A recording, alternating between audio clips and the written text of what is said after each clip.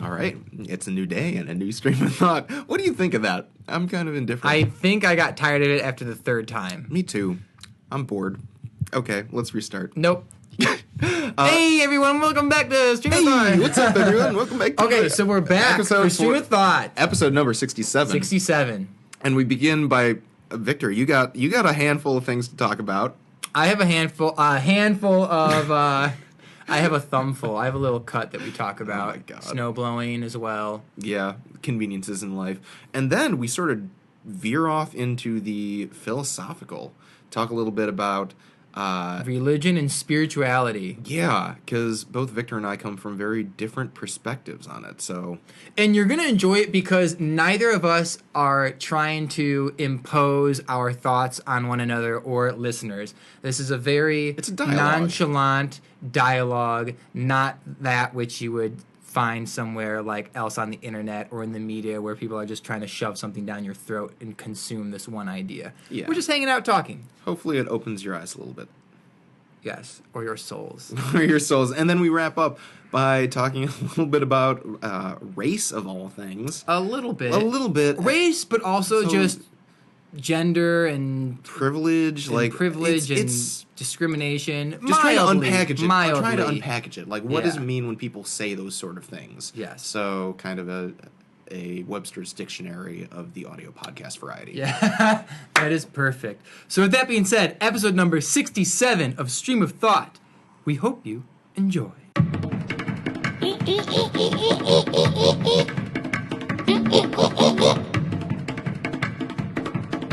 Well, I'll start with one thing. I cut my finger today. Dude, that looks pretty nasty. No, it's all right. It's Is a little it cut. still bloody? It looks pretty No, red. the thing is, if I apply pressure, the blood underneath will break what's been... Yeah, you know what I'm saying? it looks like a pinprick gone bad, like maybe no, a nail. no, what happened was I was shaving and I took the blade out of the thing and I accidentally cut myself, and it's fine. But when I apply pressure, like some of the blood will come up a little bit, you know. And this is a weird, like you can't really Band-Aid this. It's kind of a weird appendage to yeah. Band-Aid. You know what I'm saying? Fingers are kind of weird. Fingers are kind of weird. Like Moral really, of the story. Like they're not Wow, flat. we They're are kind off of to a rounder. You can't. great It's like start. interesting to try and take care of. You can't really do too much with it. Oh my goodness. You know what I'm saying? Yeah, I know. I think there's specific Band-Aids for your fingers though. I don't know about They've that. developed they've developed like the wraparound. The technology to. the technology. All you do is add an To be extra able to strap and take move care where of the gauze is. So I'm not get too worried get about some of it. those if you're gonna be as sloppy I'm as not too worried about to it. cut your finger open. But I decided to shave. Just What kind of 'cause- blade is this? Is this like a safety razor? Ironically, yes. This is a safety.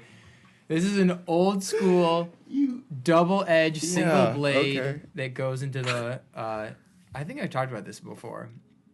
Oh Where yeah, you that's twist right. the bottom single- and yeah. the doors, the things Oh open up. my goodness, dude. The type that our parents used growing up.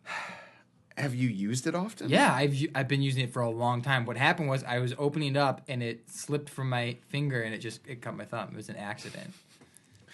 Okay. Yeah, that was one thing that happened to me. Cool, man. Today. Good story. But it's funny that you said that you are. I can't help but just notice you're coupling those strawberries like a pair of balls right now. Why do you only have 2 strawberries? Because I ate 2 already, and I'm not going to eat it on mic. These are pretty ripe strawberries, so Okay. they're going to make some noise. So I was surprised. I forgot. I guess I never knew. I don't know that your family had a snowblower because my dad bought a snowblower on Thursday night or Wednesday, whenever it was that it was supposed to snow the next day. Yeah. He bought a snowblower. Thank goodness, because shoveling is a pain in the ass, right? And so You're telling me. He gets the snowblower, and it's done snowing, right? Mm-hmm. All however many 10 inches that we got. And I thought to myself, wow, perfect timing for getting a snowblower, because it took us maybe, an hour to do our driveway and the sidewalk, as opposed to it would have taken probably 4 hours to do the whole thing. Yeah, I mean, it was about 10 shovel. inches that would have had to Dude, get I was using the removed. snowblower. Wow. Oh yeah, What an couple of passes, amazing it's like, piece of machinery. it really is. And I mean, like I was telling you, our driveway, the snow was compact enough that we were able to use it on the gravel driveway without really any concern. So I would not want to have thought, because it's like a Especially because block worth of driveway. Especially because the snow that snowed was heavy. There was more moisture in it than the time before that it snowed, where it was just like super light, fluffy snow. Yeah, but dude, this is the most snow that we've gotten in many, many years. This has been the most snow in a single event since 4 years ago. And we're getting 5 more inches. I don't care, bring it on. I got a snowblower now. That's right. As long as you can get out of the driveway. It's now like, even if it snows like an inch, I want to use that snowblower. Yeah. So, fun story. Before we got the snowblower out and did the driveway, my brother decided to try and leave the house with an unplowed driveway. And you know how you have to go up the hill? He ended up falling in the ditch like almost 3 times. No, he didn't actually go in, but it came down to the lip. And it was everybody's fault but his.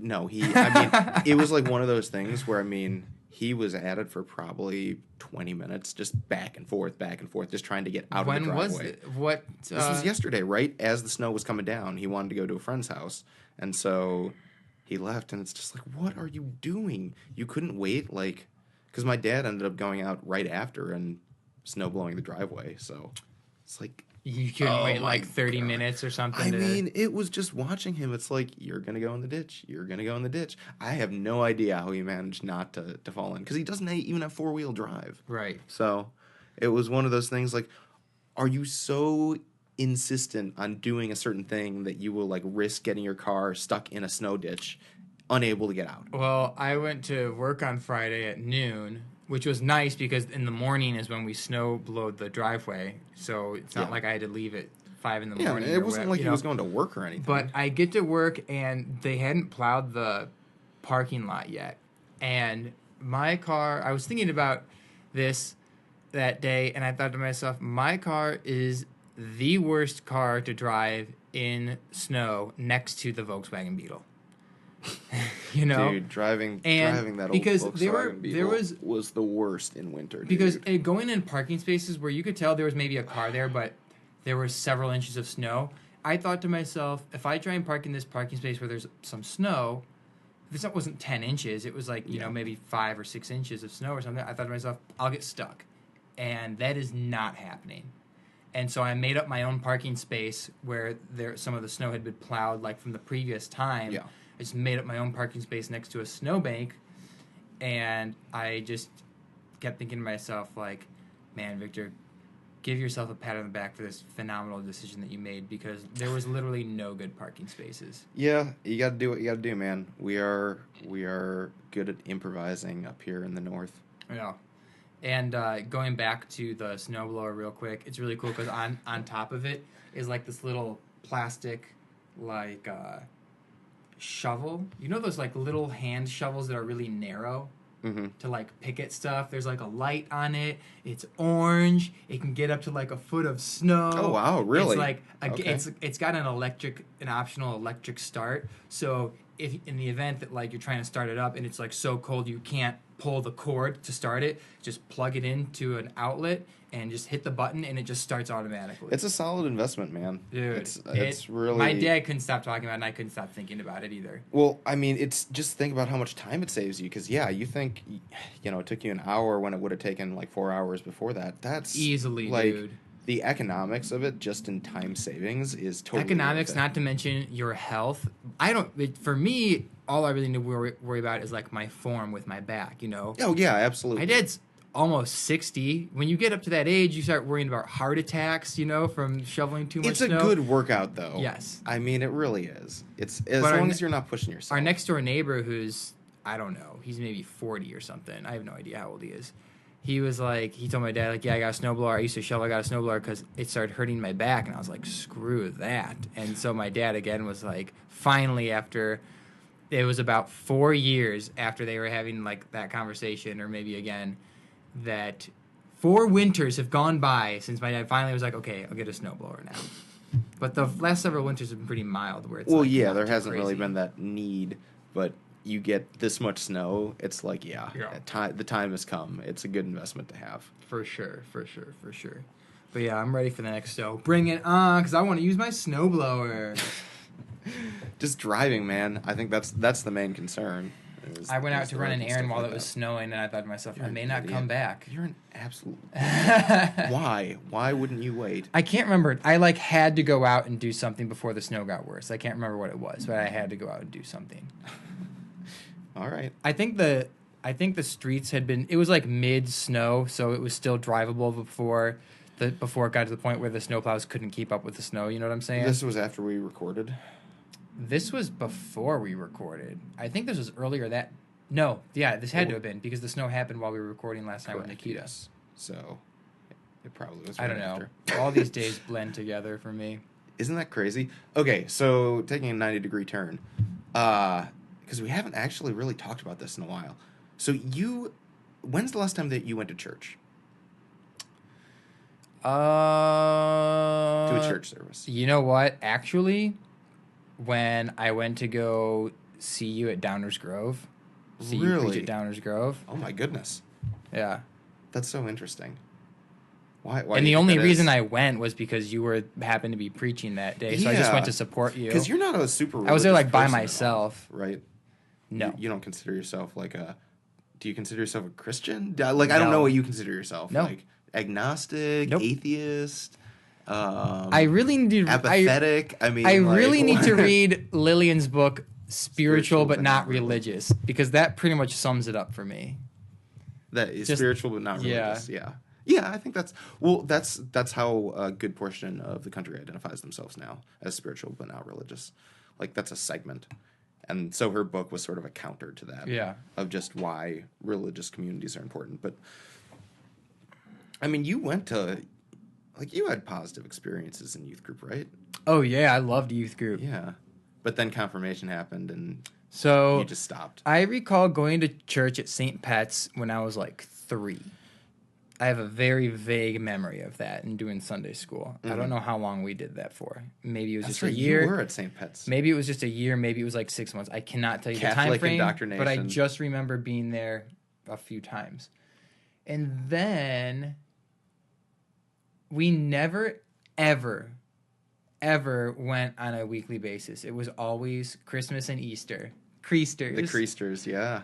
Yeah, and again, that's how most people And then are. in middle school and in high school, some of high school, I did youth group at... So you never went to Sunday school, really? I did. I remember going to Sunday school sometimes. Actually, Sometimes, yeah. So every once in a while, you guys would. Yeah. What did you do on Sundays? What do you mean? Like, It's just Saturday number 2. I don't know. oh, Yeah. because did you do sports on Saturday? Oh, yeah. I would do sports on Saturday. So or like depending on Sunday what was your like day of rest or whatever. No, it was just, sometimes Or- games would be on Sundays, I think. Really? For soccer, Soccer yeah. games? I mean, not in Okay. high school, like for club soccer. Okay. It was just another day of the week that I didn't have to go to school. Yeah, that's so interesting because I come from such a different world Yeah, dude. where it was like, Yeah, and I went to like church a few times with Jeff at Park Community Church, I think is what it's called in Chicago. I remember. And I went when I was in Indianapolis. I went because my friend Micah always went to church, and his dad was always like, "Hey, you want to go to church with us?" I was like, "Yeah, sure." So I was like, I was open minded, and I went to it, and I wasn't like super into it, you know. I remember Micah sometimes would like put on the Christian radio station to and from church, and I was like, dude, we don't need to listen to that. I'm thinking to myself like, I don't want to listen to this. I don't care for this. Christian radio, something. You know, but it was never something weird. over the. I kept going. I didn't mind going. It was never like over the top or too much for me. Like I enjoyed going to that Church for the Nations in Carmel, Indiana. Yeah, it's so interesting because like for me, I've been in several churches over the course of the past couple of years. I don't think I've actually attended a full service, but going into a church outside of Sunday services, it's like for me, it still feels like walking into a very familiar place. It doesn't really matter which church it is. And it's so weird because you think, or I've come to discover that most people don't really have that sort of familiarity or comfort in being in a church building, right? It's like I don't know. I feel like a lot I feel of like people. when I'm in a church building, I have to watch my behavior. Yeah, exactly. Like you have to be very like stay The on walls the right. are up when I'm in that environment. Yeah, yeah, and it's like you're not gonna like explore the building or anything like that. If you have a meeting, you'll like go to the meeting room, right? Or will you be like, oh, I'll check out the sanctuary and I should say, I mean, office area. I totally don't mind ever just wandering around places, whether I'm supposed to or not.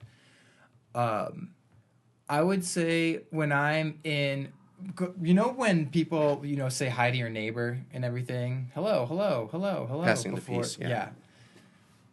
And I remember too when there would be events or like afterwards talking to people, like I felt like I had to be a filtered version of myself. I had to be a toned down version of myself. That's fair. Yeah. No, I think a lot of people are like that. Yeah. That's so interesting. Yeah, people try to like be on their best behavior when they're in church. Even if it's not like during a service or whatever, if you're just in the building, you're like, and I remember I'm doing everything proper. I read the Bible pretty voraciously, and I'll show it to you. Nice. I will show it to you, and you will be very surprised. The notes and underlines that I made. Are they voracious notes? They're just kind of like underlining stuff that I thought was cool and made sense. Yes. Except for, I will say, the Book of Numbers. Wow, huge bore that one is. I have no need to know the dimensions of the giant curtain that you guys had in a temple. You know what I'm saying? Yeah, and the genealogies oh my goodness, get a bit long. And do not care about that. Too.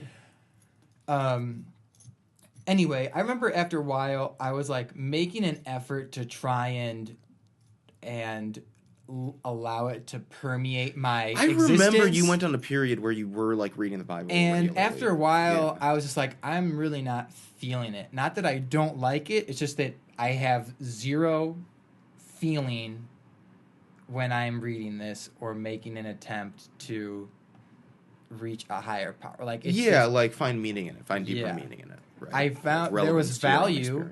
There was value and relevance for sure, but going through that particular angle, I was just like, I'm not. See, and that's the problem with you motherfucking spiritual but not religious assholes, is that you read it, it's like, well, what? I don't really find any meaning. Well, of course you're probably not going to find meaning in it. Meaning comes from, you find meaning through the community's experience, right?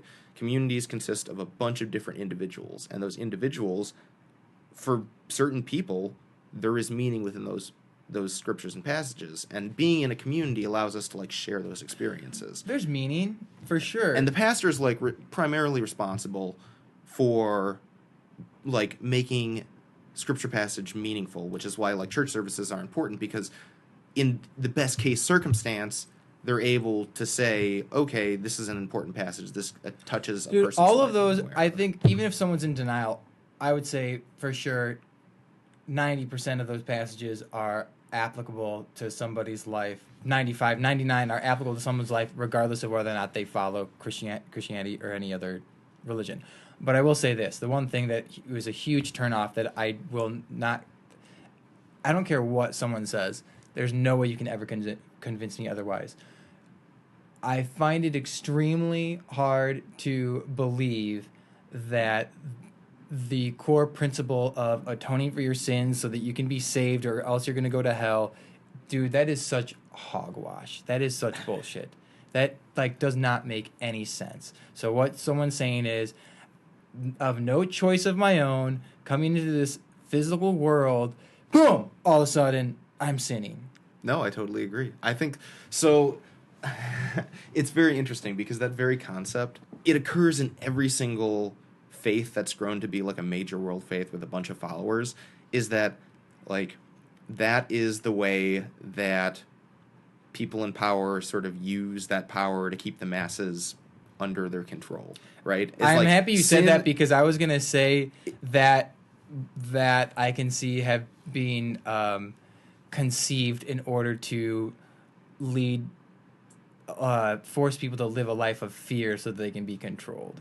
Yeah, and I mean it's one of those things where, like, for me, I believe the Bible is true in the sense that, like, there is nothing new under the sun, and the Bible is the culmination of the human experience. It's the full possibility of, like, from pure good to pure evil, right, and everything in between. Like, it sums us up, like, for better or worse. And, like, in an instance, I don't know where I was necessarily going with that, but we were. You're looking to me. You're looking to me to tell you what you're talking about right now. Is that what's going on? Well, I'm trying to backtrack to doing that thing where you listen back to the episode and realize you talk a lot, and then you don't realize what you're talking about. No, I know exactly what I'm talking about, but okay. I tend to deviate in this sort of course. So, getting back onto track, what I had said that I find just in summation, I find everything in the Bible to be applicable, with the exception of the cornerstone being that you must atone for your sins because otherwise you're going to go to hell. Yes, correct. And so my whole point was that it's religion has always tried to break free of that. Like, every religion tries to tell you need to, like, be subservient to these men in power, right? And, like, atone for your sins and be a humble, like, whatever, and follow the leader, right?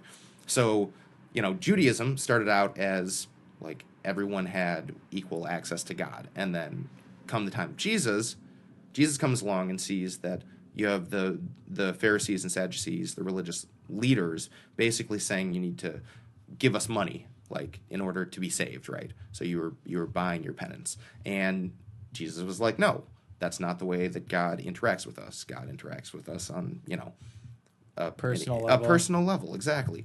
And then you see with the emergence of the Catholic Church that it transformed back into the same thing, where you would pay for atonement, right? You'd give the church, I forget exactly what the term was called, but to be absolved of your sins.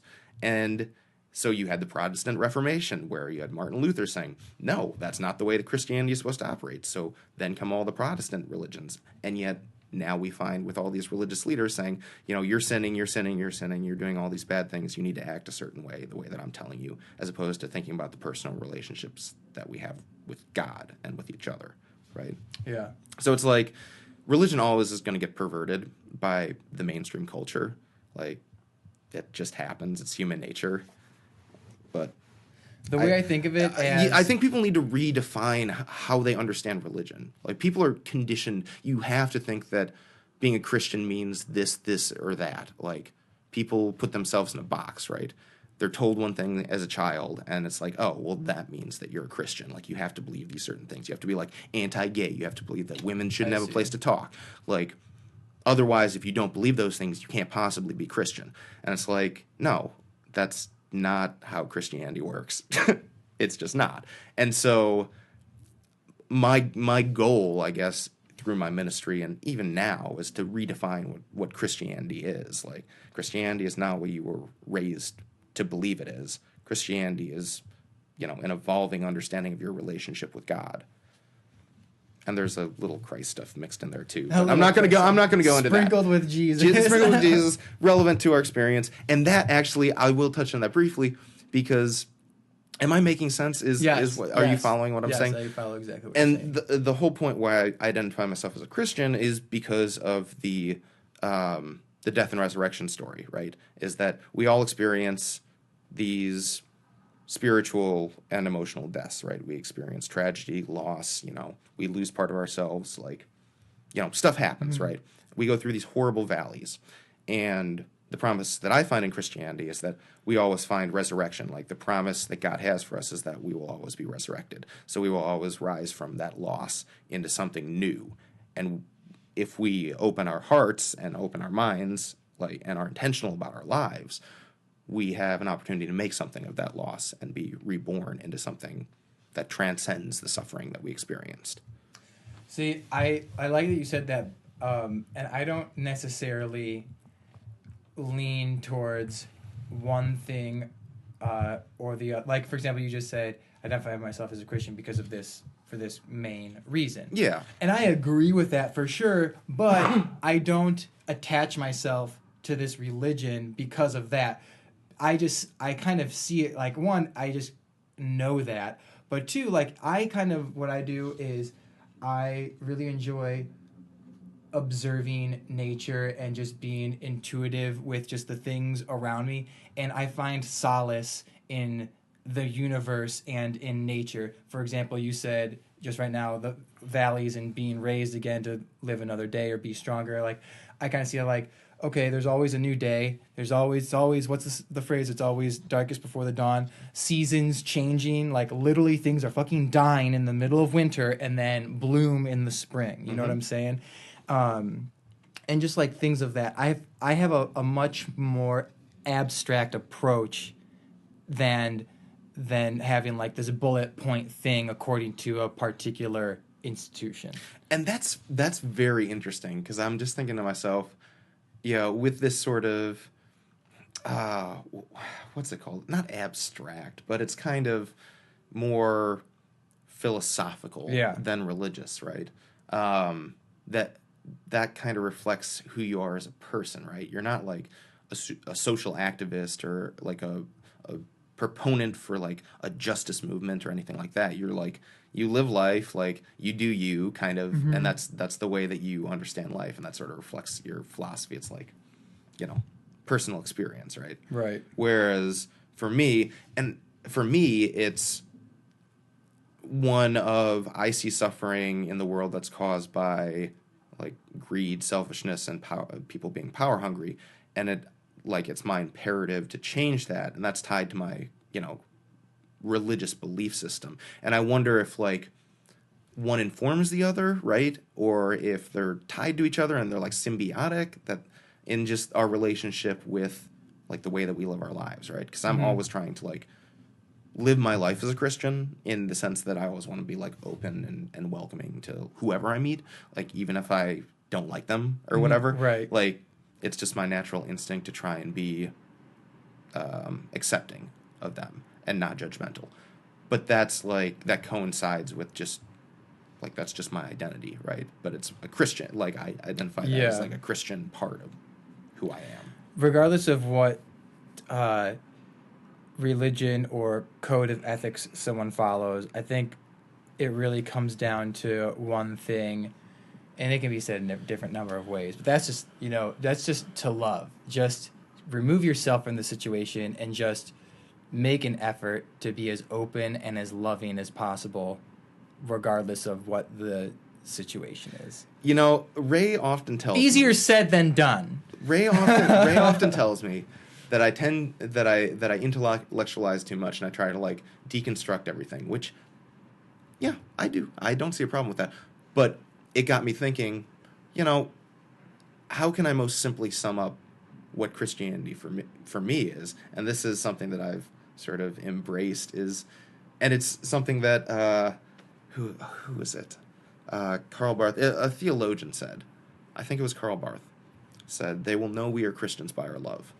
And for me, it's just like this most simple, profound thing. It's like, that's basically how I could sum up what Christianity should be. They will know we are Christians by our love, right? Yeah. Because, I don't know. I mean, at its best for me, it's like that is what every Christian, everyone who identifies as a Christian should be aiming for, is to be like, that person is a loving person. And it's like, that's what's important. How do you think that people's perception of themselves gets so ass backwards? For example, take for example, anyone in, not anyone, but radical conservative people who think of themselves as loving Christians, but are the same type of people who say white rights, immigrants shouldn't be here. So you're pretty much, you're saying, we're good Christians, but you are completely disregarding the fundamentals of what it is to be Christian. Yeah, it's cognitive dissonance. But the best way that I can probably describe it is that, so we are, another one of my favorite quotes that I picked up recently is that we're not, like, human beings are not rational, we're rationalizers. And what I mean by that is that we do this in all aspects of our life, right?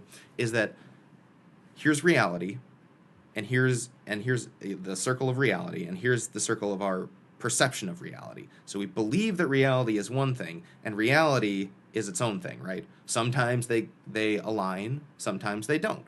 What we tend to do, though, when they don't align, is that instead of moving our perception of reality and changing that and saying, oh, reality says something different than our perception, we bend reality into our perception and say, so it can fit inside of our little box it is of a easier brain. to move reality that's sort of on the edges of our, that's not really important in our lives, but is convenient to maintaining this illusion that we have, or our perception of reality. And so you have everyone sort of like trying to jam it all in and be like, okay, well, I can justify it because this, and the other thing, and that's all I need. Like, that's all I'm going to retain. And so you see that a lot in Christianity, especially conservative Christianity. It's like, they're cafeteria Christians where they'll point out 1, 2, or 3 passages that they know, by heart. Mm-hmm. Great. Like, wait, what did you just say? Cafeteria Christians? Cafeteria Christians. They pick and choose what they believe to be the most important parts of the Bible as opposed to taking the Bible as a whole. Okay. Because the Bible's hard and the Bible's The Bible complicated. says this, the Bible says that. And all they're doing is picking and choosing passages in isolation, which does not do justice to the Bible. Like, that's absolutely counter of the whole point of why the Bible is the Bible and not Cliff Notes. Yeah. It's like, if those passages that they're picking out were so important, then they would appear more times than the 3 or 4 passages that they could actually pick out to defend their position, right? I could pick out hundreds, maybe thousands of passages that defend social justice and doing for the least of those like lifting up the least of those, that God sides with the oppressed. Every single book in the Bible, even Numbers, speaks to doing justice to others. Like, for me, that's more compelling than 3 passages in the whole Bible condemning homosexuality. Yeah. It's like, but you're elevating the two. Thousands of passages to 3 taken out of context, without any context, and saying, well, actually, my thing is more important, and if you don't believe that, then you're not a Christian. And it's just, it's disgusting. It's a disgusting perversion. And I don't really, far be it for me to judge, but I see them more as culturalists than Christians. I don't think that they represent Christianity or what the ideal of Christianity is, as seen throughout history, seen throughout the actual historical origins of how Christianity began in the first place. Like, if everyone sort of thinks as, the white Jesus and all that. People don't actually want to think about the historical time period or, like, the deeper issues going on, the societal issues that gave rise to the birth of Christianity in the first place. Like, they just want to be like, well, my pastor told me this. Gays are all going to hell. Yeah. So that's what Christianity is to me. Abortion and gays. Yeah. And the guns. Oh my god. The guns, the gays. Real quick, because I remember what your thesis was at seminary. Oh, do you? Do you? I bet you don't. Was it the Black Jesus, or was that from undergrad? That was undergrad. Okay. So I didn't do a master's thesis. Okay, so I'm talking about then the undergrad. Yes. How is it that... It was called The Theory of the Black Christ, by the way. Okay, The Theory of the Black Christ. Because all these pictures that you see, he's depicted as being white. Mm-hmm. I don't think there were any white people in the Middle East. Of course not. Now, or, a few thousand years ago. No. 2,000 years ago. But a Middle Eastern Jesus with, like, scraggly hair, that's not comforting to the white folk of Northern America. Yeah. Like... So what were some of your bullet points in your thesis about how you came about, or what was just talk to me about your undergrad thing. Oh, man. Well, the fundamental goal was to try and give legitimacy to the image of the Black Christ as a more authentic representation of who Jesus should be portrayed as in mainstream culture. And that was primarily because it went into the whole, and I'm not going to go into the full theory, but it centered around Black liberation theology, which is the underlying message of that is that God is God of the oppressed in all historical circumstances.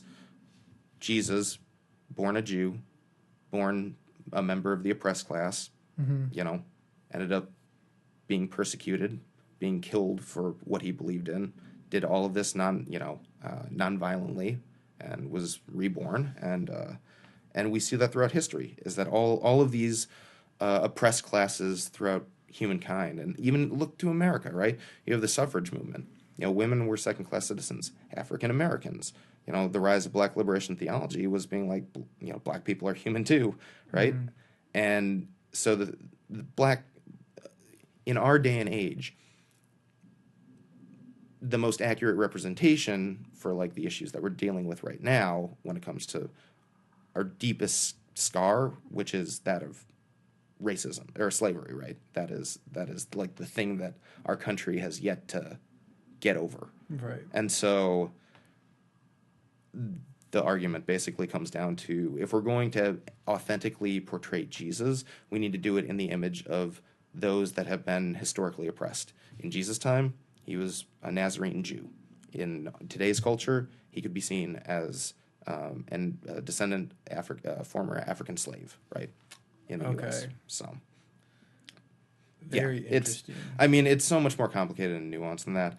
But yeah, it's a complicated topic that really, it's interesting when you get into it. Like, once you understand what white privilege is and what it means to have white privilege, I think it changes your perception, but it's a really hard thing to come to. Like, it's very hard for anyone to sort of get that they have white privilege. And we talked a little bit about this with Nikita when she was here, about, like, understanding white privilege. How do people understand to the fullest degree that they have white privilege? Or appreciate white privilege? That they've been afforded certain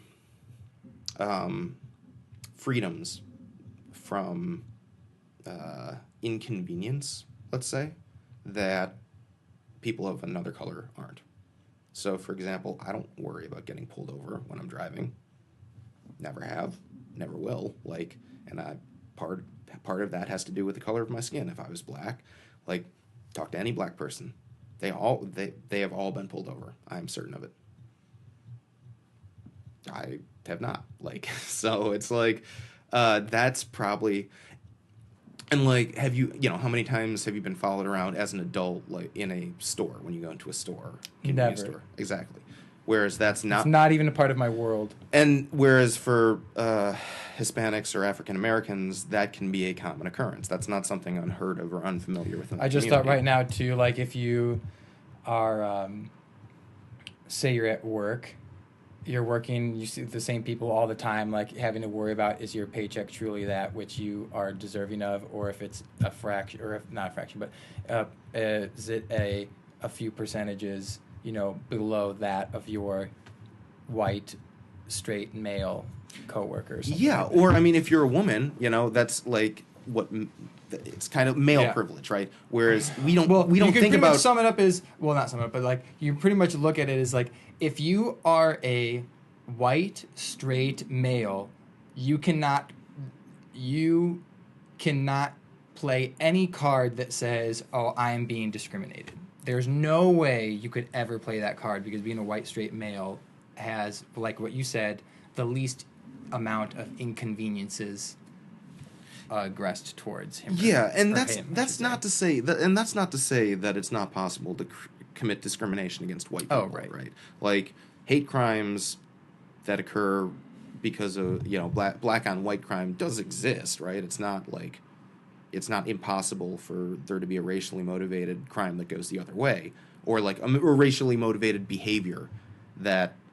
But the whole thing comes down to, it's kind of abstract, but it has to do with power structures, right? So who are the predominant voices in a particular community, right, that most directly impacts you? You look at African Americans in the inner city, for example, is probably the most easy to identify example, where a lot of these public housing is reliant on federal, government, food stamps, et cetera. And so you have... does that sort of make sense? I see what you're saying now, yes. Okay. Yeah, interesting thing to digest and reflect upon every so often. It's a very complicated topic.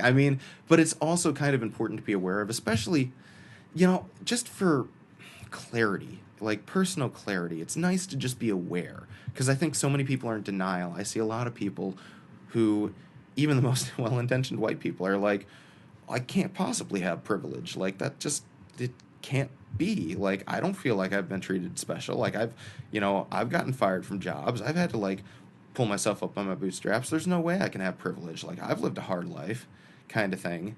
And so, again, it's like reality, perceived reality. Mm-hmm. What are you going to do? Most of these people, it's too difficult for them to change their perceived reality and be like, oh, well, it looks like reality is different because look at these even more barriers, even more additional barriers that these minority groups have to overcome. Like, add that on top of your struggles. Like, could you possibly see that? That's too difficult for them. So instead, they just ignore those facts and fit what they know about reality, stereotypes, and all that into their perceived reality so they can continue believing that they don't have privilege. Interesting. Because, like, think about it, right? If you acknowledge that you have privilege, that's kind of a bad thing, right? I mean... Or it makes you feel guilty, or it depends. I don't feel bad. Yeah. Like, I can't help how what I don't feel bad attributes are either. given to me when I'm born, you know what I'm saying? Yeah, no, and I mean, I don't feel guilty either. I mean, I'm more than happy to have conversations about race or gender or whatever, religion with anybody, and I'm going to do so in a non-judgmental way. I think that, it's one of those things where the internet, I think, doesn't help the perception of this conversation. Oh, the internet really doesn't help anything. These sort of conversations, I think, do happen on a relatively frequent basis, where people do talk about race with their friends every once in a while, right? But you don't hear about that or see it on the internet, because as soon as you mention anything race related, oh my goodness, like, you have just started a fire in the shit factory. Like, just run as fast as you can, get away from that. Like, you can't. And so every time we see any sort of... Well, that happened with you when you left that comment on a page where you say something, and without somebody, for the most part, people typically read half of what you write and immediately are voicing their own opinion, as opposed to reading a comment and taking it as a whole and attempting to approach it. I have my beliefs, and I'm going to... It's like, okay, now you're saying this. I read half of what... Yes, I read half of what you say, but now you have to listen to what I'm going to say. It's like you didn't really do any listening. Yeah. It was... Ray was telling me a while back about how he and his wife mended their relationship years and years ago, back when he was recovering, because they would always be talking over each other and sort of trying to prove each other right. They used a talking stick. And so... one of them would hold the stick and they would talk, and the other person had to not say anything and had to listen, and then when the stick was handed to them, they had to repeat what they believed the other person had just said to them. And then they would hand the stick back, and the person would say whether or not that was accurate. And then it would go back and forth until you were forced to be like, you can't bend my words out of proportion because that is not what I'm really saying. And it's like you're forced to listen to them say. I get it. So like, so if I have the talking stick, I'm talking, and then I give it to my wife, and she has to say back, okay, this is what you meant. This is what you meant by what you were saying, instead of like, okay, I see what you're saying. Like, as opposed to parroting the words, it's like, well, take for example, like, hey, Victor, take out the trash. And you're like, I heard that. And it was said in kind of like this really not, like this angry way. And so I felt like you were saying, like, Victor, you're lazy for not taking out the trash sooner. And that the fact that I had to tell you. And then she gets to respond and says, yes or no. Like, that's actually, it's like, no, that's not what I was saying. I'm sorry, I didn't mean it to come off that way. I just meant take out the trash. I'm busy doing something else. Or she could say, no, that's not what I meant. You're just being too sensitive. So stop being so sensitive. And then you have to be like, you have to either accept that or deny it, because she's told you, she's confirmed or denied what you said, and you have to be like, okay, I accept that, or I'm going to bend my perceived my reality into my perceived reality and just continue living in my head. The talking stick. The talking stick. I used that with my kids when I was a youth pastor. This reminds me of when I was working as an aide at an elementary school, And dude, kids would come up to you and just say the dumbest things like, "Oh, Mr. Marquez, so and so's touching the wall." Yeah, dude, I don't give a fuck. Like, don't waste my time with this. And so there was this thing that we printed called the Tattle Turtle, and it was just a picture. It was like a clip art of a turtle, right, on a piece of paper, taped to the wall. And the idea was, hey, if you've got something to say, tell the Tattle Turtle, just so that adults didn't have to deal with just like the stupid crap that kids would try and when they would try and snitch on each other for something like just that we don't care about. So it was just a piece of paper. Yeah, it was just a piece of paper that they were supposed to talk to. A clip to? art of a turtle, and and it was. So you had a line of kids just waiting to talk to a wall. If someone poked you, and you said don't do it, and they did it again, talk to the Tattle Turtle. And I think it was something like, and if the Tattle Turtle maybe thinks it's worthy enough, like he'll tell us, or like something weird like that. That is so lazy. Some type of device. So lazy. Some type of device used to deflect just responsibility. No. That is horrifying. All the stupid stuff that we didn't want to. I mean, seriously, every day, all day. Yeah, and you have kids asking you what do you about. Expect? You just don't know. You don't even know how annoying it was sometimes. No, I have a fucking idea how annoying it can be at sometimes. You get over it, though. That's so disrespectful. Oh my goodness. Gosh, give me a break. That's horrifying. No, whatever. Such a is that how you're going to raise your kids? Here, go talk to the wall. Here, we'll open the window. There's a squirrel that you can You did this once a week dealing with kids. I did this 5 days a week. I did it more than once a week. We always had events. I was dealing with kids on a regular basis. Every day? Not every day. For 6 hours a day? Not every 30 to 35 hours a week? Okay. Not that much. This is just like when someone starts at a job, like at retail, and like, oh, hey, you want me to help you find anything? And like, they're just so naive. And then a couple months later, it's just like reality sets in. Maybe I just don't complain as much as you. No, I think maybe you just waste your time on things that are just you shouldn't waste your time on. Instead, forcing the kids to talk to an inanimate object about their complaints. See, for me, I would take that as a learning opportunity. You have a chance to teach them how to effectively like process these frustrations, right? Because what are they going to do? How is that teaching them any sort of practical life skill? Like when they grow up, how is that going to serve them? The Tattle Turtle. Yeah, I remember my teacher made me talk to the wall. It was not my idea. I don't know if it was just our classroom or if a bunch of other people came or someone else came up with it and they implemented it into all the classrooms. You disgust me. But I remember when that came out, I thought to myself, well, I can't believe I didn't think about this. That was my first thought. It's so bad. That makes me so sad. Whatever, this is why our education system is failing us. Talk to the hand. Yeah, exactly. See, people don't know how to communicate, and you contributed to that. No. Because that's what our society is like right now. Everyone's just talking to walls. Really. That is what most of dialogue is these days, is just literally speaking into a concrete facade. I like how smooth my face is after shaving. I don't like how I look. Yeah, you look like a child again. I know. How old do you think I could pass looking like this? You got bags under your eyes, so you must be a little tired. But speaking of tired and sleeping, real quick. Yeah. My Sleep Cycle app renewed on February 4th because that was the time that the 30-day cycle was up. Actually, it was going to renew on the 3rd because the 4th would be 31 days or whatever, 30 days. I get an email saying, hey, we've been having trouble renewing your Sleep Cycle app. This is like from the App Store at iTunes. We're going to try again. We just want to let you know. For a credit card ending in, the credit card number, the last 4 digits. And I thought to myself, oh, yeah, I got a new credit card. I closed that. Oh, yeah, out. right, yeah. I said, but I'm not going to, we'll see how long this can go. Dude, I've gotten like 3 emails from them saying, hey, we're still trying to do this, like, just to let you know. It's now 8 days past, or 7 days past the time that it was supposed to renew, so I'm going to see how long I can go. It'll probably be about 30 days. There's normally that fail-safe, because people change credit card numbers all the time. Yeah. So, like, and Apple has, because that happened to me once, where they have they don't let you make any other purchases or anything like that until you update your I never buy Apple. anything on the iTunes store. So yeah, I don't know.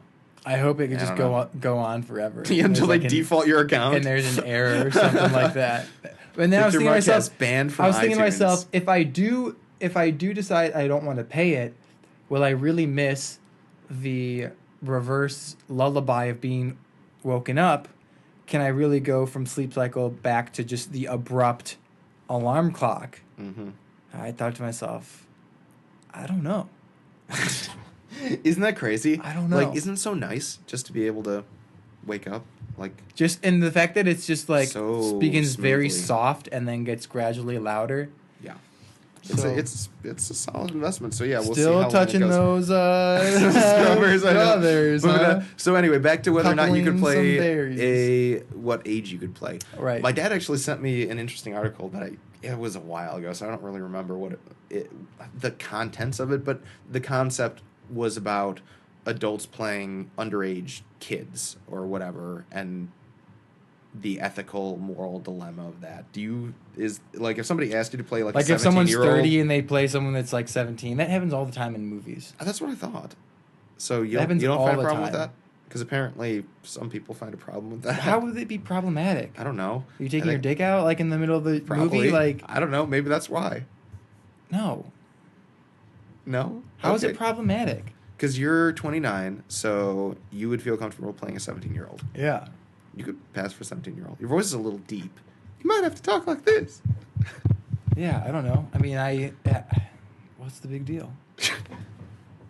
Such a high school response. Because it's not like you're okay, chances are if there's someone that's late 20s playing someone who's a teenager, the other people playing teenagers are most likely also in their 20s. Yeah. Okay. I don't have a particular position on it. I just wanted to know if But you're if you working. knew of any You're knew of working. any It's not controversy. the movie isn't real life. Yeah. You know what I'm saying? Yeah. Okay. Well, I wasn't sure if you had heard of any sort of like, because you're in the business, so I am barely in the business. or at least you have a better sense of what is Yeah. sort of taboo and what's not, like general norms and Right. standard practices and stuff like that. So it's not uncommon for people to play like wildly varying ages, Correct.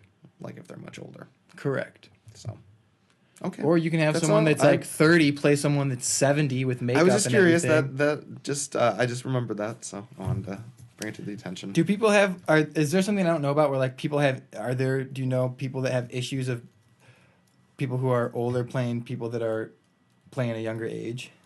I think so. I mean, that's why the whole article. That was the whole premise of the article. I mean, if you give me a minute, I can pull it up. But Oh, look who's on their phone in shut the up. middle of you're on your phone. I cannot think. he sends me. My dad sends me fun facts every once in a while. Did you know that Fanta was created by the Germans? I did not know that. Oh, you didn't. No, War II, what the else is Nazis. new? It was Nazis. Nazi juice? Yeah. I did not know that at all. So It's every time you drink a delicious. Fanta- yeah. No. It's great. Which is your favorite? It doesn't just have to be Fanta, but any type of soda. Oh man. It's like a fruit soda. Crush is like the same concept. Yeah. The grape, wow, grape is delicious. Yeah. Not a huge fan of Orange grape. is okay. Pineapple.